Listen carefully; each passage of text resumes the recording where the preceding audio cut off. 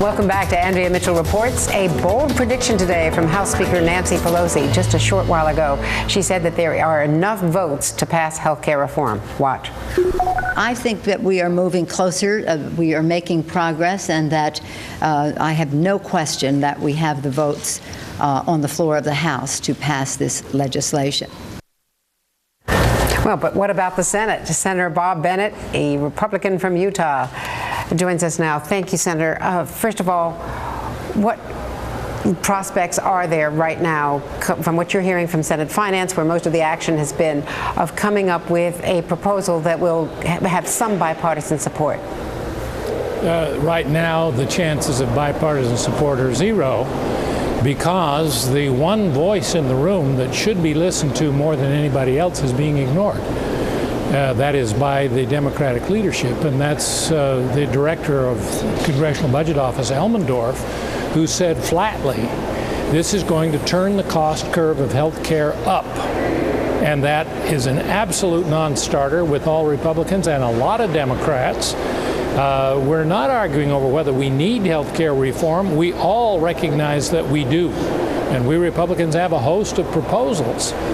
But we cannot do it in a way that turns the long-term cost curve up in the face of a $1.8 trillion deficit this year and the stimulus package that's not paid for and all the rest of it. When Director Elmendorf made that statement, that should have said to everybody, okay, go back to your desks, sit down, recognize you've got to do this in a way that is not going to turn the cost curve up, and don't come back until you have a solution to that problem. Well, Senator John Kerry came up with one proposal that's being kicked around, which is a surtax on some of these high-value insurance plans. Does that help close the gap as far as you're concerned? No, that's exactly the wrong way to do it, because they're saying, oh, if the cost curve is going up, how do we raise more revenue to cover it? Now, the reality is that at least a third of the money that we currently spend on health care produces no better result. We don't know exactly how to squeeze that out of the system. We've got to find it out. You made, earlier in your conversation, you had statements made by the Mayo Clinic. If every American got his health care from the Mayo Clinic, it would not only be the best, it would be 1/4 cheaper than the national average. And Dartmouth says if every American got his health care in Salt Lake City, Utah, my hometown, it would be 1/3 cheaper than the national average. We can turn the cost curve down. And wasting your time saying, oh, how do we close the cost gap by raising taxes, is avoiding the heart of the problem that has to be solved. Of course, in Salt Lake City and in Minnesota, you have a lower wage scale for health professionals, so a big element of cost is not, okay, correct me. That's not the issue. The issue is that we focus more on outcomes than we do procedure. The driving problem with healthcare costs is that the present system compensates doctors for what they do to you rather than what they do for you. That is, if a doctor keeps you healthy, he doesn't get paid. But if he cuts into you or sticks pins into you or runs you through a machine, then he gets paid for those procedures. And we have to change that paradigm. And everybody who has worked on changing that paradigm, whether it's Safeway in their self-insured, has demonstrated you can turn the cost curve down, you can save money, and increase the quality of the health care you get regardless of where you live. Senator, our Senate producer, Ken Strickland, just passed this note to us that Senator Hatch, a fellow Republican, has taken himself out of these bipartisan talks within Senate Finance, saying that some of the proposals on the table are things he simply cannot accept. So it seems as though the White House and those like Senator Baucus, who are trying to come up with a bipartisan proposal, are taking a step backwards today rather than forwards. We're ready. I'm ready. The Republicans are more than anxious to do everything we can to solve the health care problem.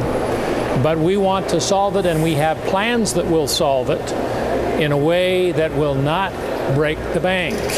The bill that I'm co-sponsoring with Senator Wyden has been scored by CBO, a Democratic CBO, as revenue neutral. These are the co-ops that you've been talking about with Senator Wyden? Yeah, we've been scored as revenue neutral. and that means no increase in costs. And we think long term it will actually turn the curve downward and save costs. That's what the Lewin Group says about it. So we're ready to deal with the president if he will just say, okay, what I have proposed is financially impossible. Let's sit down and see what we can come up with. Instead, he and Senator Kerry and others are saying, well, if the cost's going up, too bad, we've just got to raise taxes. That's a non-starter up here. Well, you talked about the importance of Doug Elmendorf's testimony before Senator Conrad on Thursday.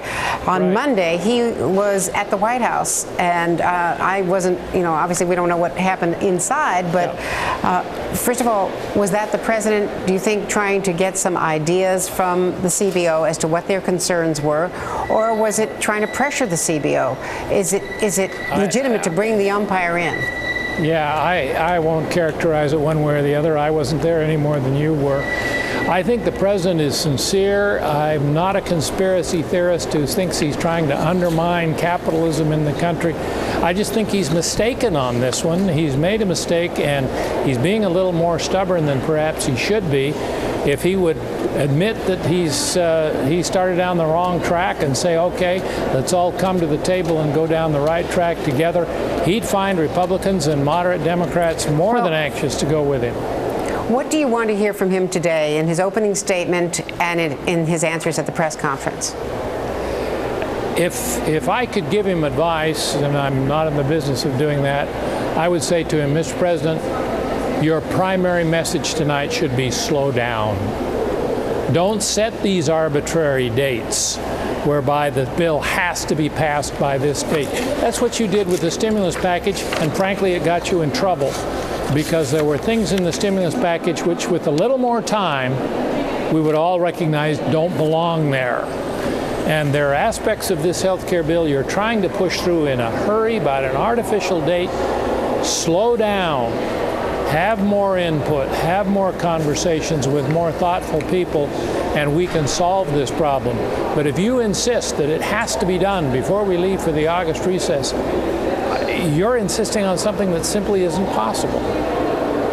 Senator Bob Bennett, thank you very much. We'll get an answer to that, at least from the top cabinet official, because still coming up this hour, Health and Human Services Secretary Kathleen Sebelius on the president's push for health care reform.